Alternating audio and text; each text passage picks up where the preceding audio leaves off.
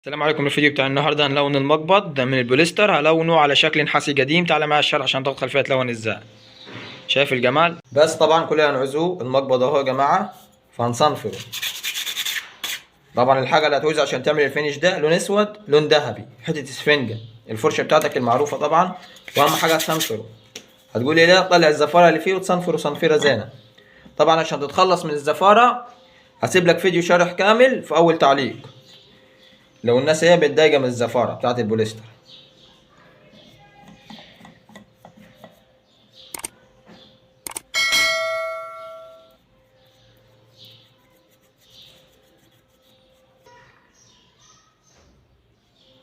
بس طبعا الالوان دي نظيفه جدا ومتخصصه للبوليستر. كلمني على الواتس، كلمني على الرقم اللي انا حاطه لك ده، هقولك تجيب الخامات منين، تجيب كل حاجه منين.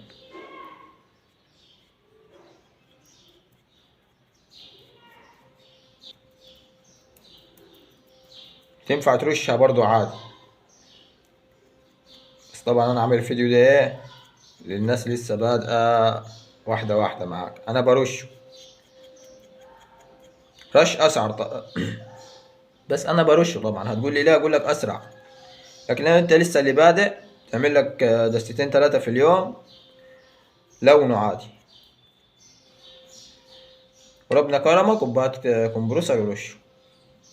عايز توديهم عند اي حد ويرشهم لك برضو عادي، بس هيحاسبك برضو، هيحاسبك الغالي. بس طبعا بعمل لوناها اهي. طبعا هتلون مرحلة مرحلة، هنسيبوها تنشف في حركة ايه، في حركة 8 ساعات تنشف زين وتعضم زين. يعني انت تشتغل مرحلة مرحلة، مثلا عندك 100 مقبض تدهنهم كلهم اسود، وبعد كده تسيبهم تاني يوم وتيجي للمرحلة التانية. بس بعد ما سيبناها طبعا يوم كامل نشفت اهي بقت 100. اهم حاجة تسيبها لغاية ما تعض خالص، 8 ساعات على الاقل. تمام. دي هنجيبه طبعا حتة الخشبة اهي. اهم حاجة الاسفنجة اللي انت هتجيبها تشتغل بيها تكون مكعورة مش متساوية.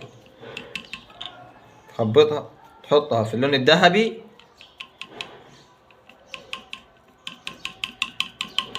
اهي اهي. تمسح كده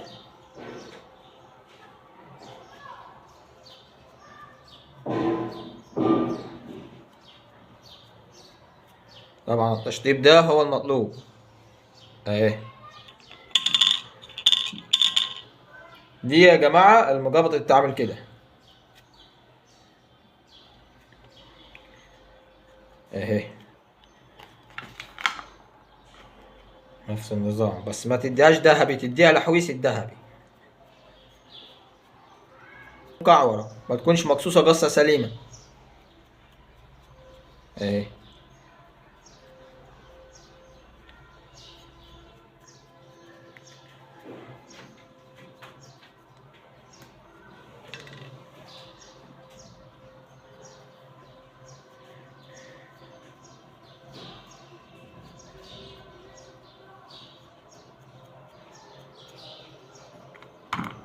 اهي يا جماعة طبعا جربت لك، بص جمال ايه، تحفة فنية. ده نحاسي قديم، تشطيب الشكل ده اسمه نحاسي قديم. اهم حاجة في المقابض اللي بيطلب مننا وحلو جدا اهي. شايف اللمعة؟ ممتاز، حاجة جميلة جدا. لو عجبك الفيديو متنساش اللايك والاشتراك في القناة عشان يجيلك كل جديد.